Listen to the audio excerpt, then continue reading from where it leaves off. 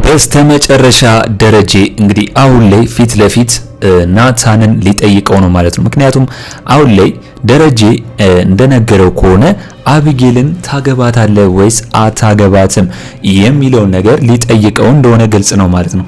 ስለዚህ አሁን ላይ ደግሞ እንግዲህ ደረጀ እንደነገረው ከሆነ ናታን የማያውቃትንና እሷ እየወደደችው እሱ የማይወዳትን ሴት እንደማያገባትና እሷን እንደማይቀበላት አባትየው እንኳን ቢለው የናታን አባት እንኳን ይህንን ነገር ቢለው እንደማያገባት ነግሮታል። ስለዚህ አሁን ላይ ደረጀ እንግዲህ አቢጌልን ብታገባት ምን ይመስላል ብሎ እንኳን ቢጠይቀው እንደማያገባት ይነግረዋል ብዬ ነው የማስበው። ስለዚህ በዚህ ጉዳይ እንግዲህ ናታን መመለስ ያለበት ነገር ምንድነው? ዳጣን እንደሚወዳትና እንደሚያፈቅራትና እሷን ማግባት እንደሚፈልግ ከአቢጌል ይልቅ ይህንን መረጃ የማይነግረው ከሆነ ግን በራሱ እንደፈረደ ግልጽ ነው ማለት ነው። እስከ መቼ ነው የሚደብቀው ናታን? ይህንን ነገር መደበቅ የለበትም ብዬ ነው የማስበው። በቃ ዳጣን እንደሚወዳትና እንደሚያፈቅራት ከሷ ጋር መኖር እንደሚፈልግ የወደፊት የትዳሩ አጋር ማድረግ እንደሚፈልግ ለአቶ ደረጀ በዚህ አጋጣሚ መናገር አለበት ብዬ ነው የማስበው። እንግዲህ ናታን አሁን ላይ የደረጀን የዳጣን አባትነት አውቋል። እናም ደግሞ አውቆ እንዳላወቀ ነው ዝም ያለው። ምክንያቱም ዳጣ ስላስጠነቀቀችው ለማንም እንዳትናገር ስላለችው ማለት ነው።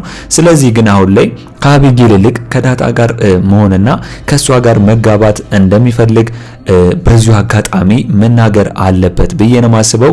እስኪ እናንተስ በዚህ ጉዳይ ሁላችሁም የተሰማችሁን ሐሳብ አስተያየታችሁን ኮሜንት ላይ ማስቀመጣችሁን እንዳረሱ።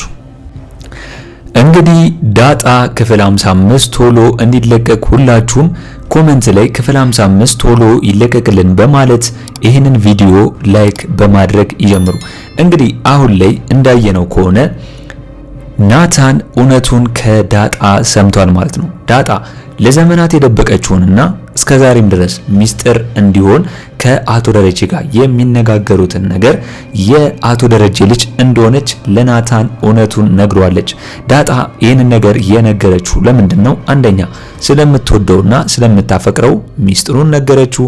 ሁለተኛ ነገር ደግሞ ዳጣም ናታንም ቢሆን ብዙ ጊዜ ስላስጨነቃትና ስለ ቤተሰቦቿ ማወቅ ስለፈለገ እንደገና ደግሞ አሁን ላይ ናታንም ወደፊት እሷን ማግባት ስለሚፈልግ አንዳንድ መረጃዎችን ስለሷ ለማወቅ የፈለገውን ነገር ነግሯለች። ነገር ግን ዳጣ ይህንን ነገር ከነገረችው በኋላ ናታን በፍጹም አላመነም። ጭራሽ ያልጠበቀው ነገር ነው የሆነበት። አቶ ደረጀ እስከዛ ድረስ እንዴት ዳጣ ልጁ መሆኑን አልነገረንም ለኛም፣ እኛስ እንዴት አላወቅንም? ሁለተኛ ነገር ደግሞ አቶ ደረጀ እንዴት ከሌላ ሴት አንቺን ሊወልድ ቻለ ብሎ በፍጹም አላመነም። ስህተት ሊኖር ይችላል። አሁንም ቢሆን ናታን ምንም አላለም። ይሄን አቢጌልና ሌላ ሰው ቢሆን እንዴት እንደሚጨፍሩበት ይታወቃል። ነገር ግን ናታን ሰምቶ ያው አንዳንዴ ሊፈጠር ይችላል በሚለው ነው ያዘው፣ ቢደነግጥም ማለት ነው። ነገር ግን ዳጣም ቢሆን አስጠንቅቀዋለች ለማንም እንዳይናገር ይህንን ሚስጥር። ስለዚህ አሁን ላይ ዳጣ ባስጠነቀቀችው መሰረት እንግዲህ ወይ ለሰላም ነው የምናገረው ብሎ ናታን ነግሯት ነበር ለዳጣ። ነገር ግን አሁን ላይ ዳጣ ለሰላምም ቢሆን ለወይዘሮ ማርታም ለአቶ ደረጀም ቢሆን ይህንን ሚስጥር ከኔና ካንተ ውጪ ማንም መስማት የለበትም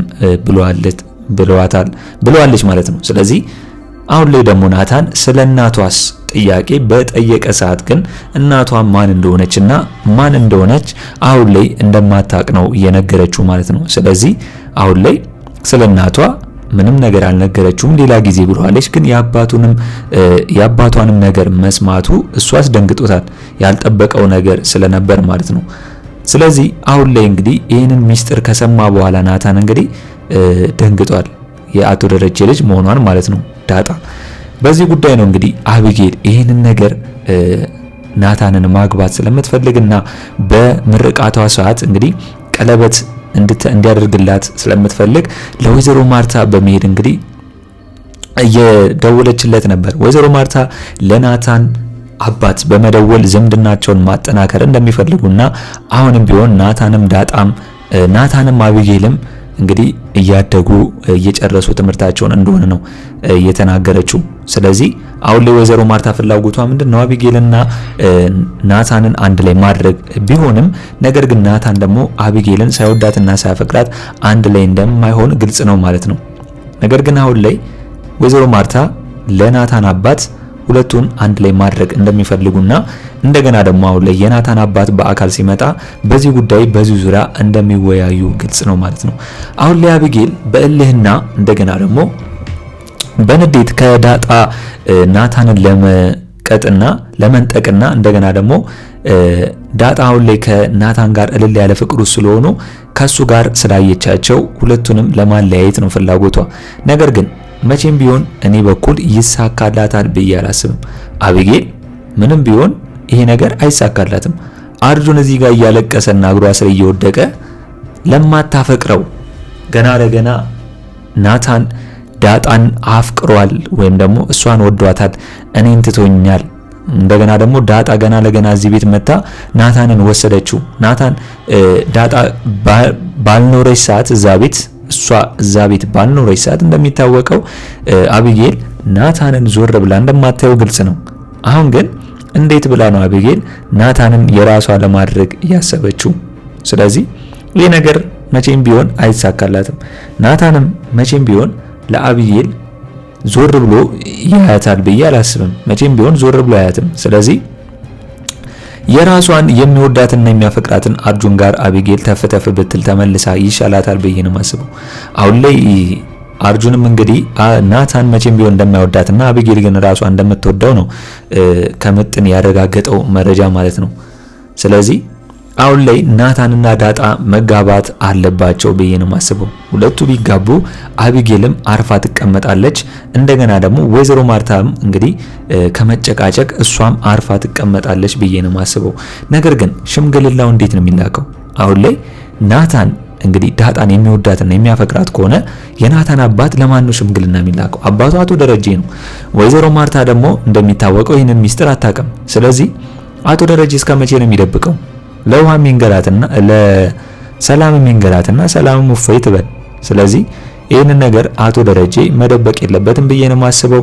ለወይዘሮ ማርታም ለውሃም ይሄ ነገር አንድ ተፈጥሯል ከሌላ ሰው ከሚሰሙት ቢናገር ይሻላል ብዬ ነው የማስበው። እስኪ እናንተስ በዚህ ጉዳይ ሁላችሁም የተሰማችሁን ሐሳብ አስተያየታችሁን ኮሜንት ላይ ማስቀመጣችሁን እንዳረሱ። ሌላ ጉዳይ ደግሞ እንግዲህ ናታን ከሰማ በኋላ ሰላም እያወጣጣችሁ ነበር ማለት ነው። ምክንያቱም ከዳጣ የሰማውን ነገር ወይም ደግሞ ስለ ቤተሰቦቿ አወጣጣልኝ ብላ ስለነገረችው ናታን ደግሞ አሁን ላይ የሰላም እንደዚህ መጨነቅና ስለ ዳጣ ቤተሰቦች የማወቅ ፍላጎቷ መጨመር ምን እንደሆነ ግራ ገብቶታል። ምክንያቱም አንድ ሰው ባያስጨንቀው ወይም ደግሞ ከራሷ ጋር የተገናኘ ነገር ባይኖረው ኖሮ ሰላም በዚህን ያክል እንደዚህ መፈለግ አትጀምርም ነበር። ስለ ዳጣ ቤተሰቦች እሷ ምን አገባት? እሷ የሆነ ነገር ባትፈልግ ኖሮ ናታንም ያላት ይሄን ነው። ምክንያቱም አንቺ የሆነ ነገር ባትፈልጊና እንደዚህ ያስጨነቀሽ ነገር ምንድነው እስቲ ንገሪኝ ብሎ ከሰላምም ያለውን ነገር ለማጣራት እየሞከረ ነበር። ስለዚህ አሁን ላይ እንግዲህ እንዴት ብሎ ነው ሰላም ይህንን ነገር ልታውቅ የምትችለው? ምክንያቱም ናታንም ቢሆን ይህንን ነገር ራሷን ዳጣን ጠይቂያት ነው እንጂ ዳጣ ለማንም እንዳትናገር ስላለችው ለማንም አልተናገረም። ስለዚህ ሰላም በምን መልኩ ነው ይህንን ሚስጥር ልታውቀው የምትችለው? አቶ ደረጀም ቢሆን አንድ ሳምንት ስጪኝ ብሏታል። ከአንድ ሳምንት በኋላ ግን ሊነግራትም ላይነግራትም ይችላል ብዬ ነው የማስበው። ሊያራዝምባት ይችላል። ምክንያቱም ይህንን ነገር ሰላም ካወቀች ዳጣን ይዛብኝ ልትሄድ ትችላለች። እንደገና ደግሞ ውርስም ልትጠይቀኝ ትችላለች እና ብዙ ነገሮች በአይምሮ እየተመላለሰ ነው ደረጀ ላይ እንደምናየው ከሆነ። ስለዚህ ደረጀ እውነቱን ለሰላም እንግዲህ ከሳምንት በኋላ ይነግራታል ወይስ አይነግራትም? እስቲ ሁላችሁም በዚህ ጉዳይ ሐሳብ አስተያየታችሁን ኮሜንት ላይ ማስቀመጣችሁን እንዳረሱ። ሌላ ጉዳይ ደግሞ እንግዲህ አሁን ላይ ወይዘሮ ማርታ አቶ ደረጀን እያስጨነቀችው ነው። የአቢጌልና የናታንን ጉዳይ ለማፋጠንና ሁለቱን ለማጋባት እየፈጠነችና ቶሎ ይህንን ነገር ለማድረግ እየሞከረች ነው። ነገር ግን አቶ ደረጀ አሁን ላይ እንደሚታወቀው በአቋሙ ጸንቷል ማለት ነው። የናታንን ፍላጎት ሳናውቅና የሱን የሚፈልገውን ነገር ሳናይ አቢጌል እንደሚወዳትና እንደሚያፈቅራት ሳናውቅ ይህንን ነገር በፍጹም ማድረግ አንችልም እያለ ነው የሚገኘው ማለት ነው። ስለዚህ አሁን ላይ ወይዘሮ ማርታ ብትፈጥንም ነገር ግን አቶ ደረጀ ናታንን ያለ ፍላጎቱና እሱ አቢጌልን ሳይመርጥ ይህንን ድግስ ወይም ደግሞ ሁለቱን አንድ ጋብቻ ወይም ቀለበት ማድረግ እንደማይፈልግ ነው አቶ ደረጀ የተናገረው። አቢጌል ልጇ ስለሆነች ለምን ወይዘሮ ማርታ አቢጌል ልጇ ስለሆነች ይህንን ነገር ቶሎ ለማፋጠንና ሁለቱን አንድ ላይ ለማድረግ ብትፈልግም አቶ ደረጀ ግን ይህን ነገር እንደማይፈልግ ግልጽ ነው። ነገር ግን አሁን ላይ አቶ ደረጀ ናታን ዳጣንን እንደሚወዳትና እንደሚያፈቅራት ከማንም አስበልጦ ከእሷ ጋር የወደፊት ትዳሩን ማድረግ እንደሚፈልግ ቢነግረው ለአቶ ደረጀ ምን ሊፈጠር ይመስላችኋል? ምክንያቱም አሁን ላይ ዳጣ እንደሚታወቀው አባቷ አቶ ደረጀ እንደሆነ ከነገረችው ይህን ነገር ሳያስቀር እንደሚስጥርም ሳይቆጥር እሱ ናታን እኔ ዳጣን ነው መወዳት ማፈቅራት ብሎ ለአቶ ደረጀ በዚሁ አጋጣሚ ቢናገር ይሻለዋል ብዬ ነው ማስበው። እስኪ እናንተስ በዚህ ጉዳይ ሁላችሁም የተሰማችሁን ሐሳብ አስተያየታችሁን ኮሜንት ላይ ማስቀመጣችሁን እንዳረሱ። እንግዲህ በኔ በኩል የዛሬው አስተያየቴ የሚመስል ነበር። ለቻናሌ አዲስ ከሆናችሁና ሰብስክራይብ እስካሁን ያላደረጋችሁ ካላችሁ ሰብስክራይብ በማድረግና የደውል ምልክቱን በመጫን ቤተሰብ እንድትሆኑን በአክብሮት እንጋብዛለን። በቀጣይ ክፍል እስከምንገናኝ ድረስ መልካም ቆይታ ይሁንላችሁ። ቻው ቻው።